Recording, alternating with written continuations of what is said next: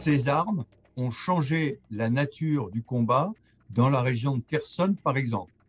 Ils ont tapé de l'autre côté du Dniepr, sur la rive est du Dniepr, sur tous les nœuds logistiques, et les Russes, sur la rive ouest du Dniepr, se sont trouvés à court d'obus et à court de munitions. Результати продвигаємося, витісняємо ворога з наших територій. Це вже є прямий доказ, що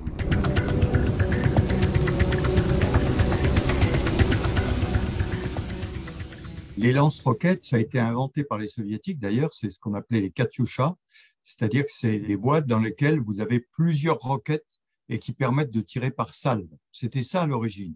Et ça permettait de saturer sur le terrain. Si vous voulez, au lieu d'avoir un canon qui tire plusieurs obus à la suite, il y avait une salve qui partait. Donc 20, 30 roquettes qui partaient et qui saturaient le terrain. C'est propulsé par une fusée au lieu d'avoir comme un obus une charge au départ et puis l'obus qui s'en va tout seul. Depuis, des lance-roquettes ont été beaucoup améliorées, en particulier avec les systèmes de lance-roquettes multiples occidentaux, qui sont des systèmes qui vont beaucoup plus loin, qui peuvent aller entre 80 à 300 km pour les plus loin, et qui surtout ont un système de guidage différent.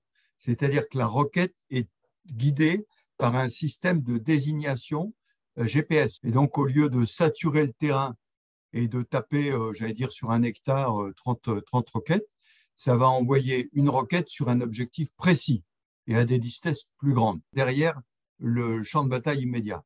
Il l'utilise pour taper sur les nœuds logistiques russes, c'est-à-dire bien en arrière des Russes. L'avantage, si vous voulez, c'est qu'au lieu de faire de la saturation sur des batteries d'artillerie russes, ils tapent sur le nœud logistique, c'est-à-dire qu'ils empêchent les obus russes d'arriver jusqu'au canon. Ce sont des engins extrêmement chers qu'on a en nombre limité et donc on les économise. Mais de façon plus générale, ils sont utilisés de façon isolée, tout seul. Il faut bouger les armes très rapidement, entrer en batterie, sortie de batterie très rapide parce que les systèmes d'identification russes vont identifier d'où est parti le coup et donc il ne faut pas être là où est parti le coup au moment où les Russes vont faire ce qu'on appelle des tirs de contre-batterie. C'est extrêmement précieux et ils font très, très attention à leur utilisation et leur préservation. Le problème, c'est l'acheminement de munitions. Ils consomment quand même beaucoup de munitions. La phase de la guerre va être, dans les mois qui viennent, en fait, une question de logistique. C'est-à-dire combien les Russes vont avoir d'obus à mettre, de munitions à mettre, combien les Occidentaux vont pouvoir fournir de munitions aux Ukrainiens. Et c'est ça qui fera pencher la balance.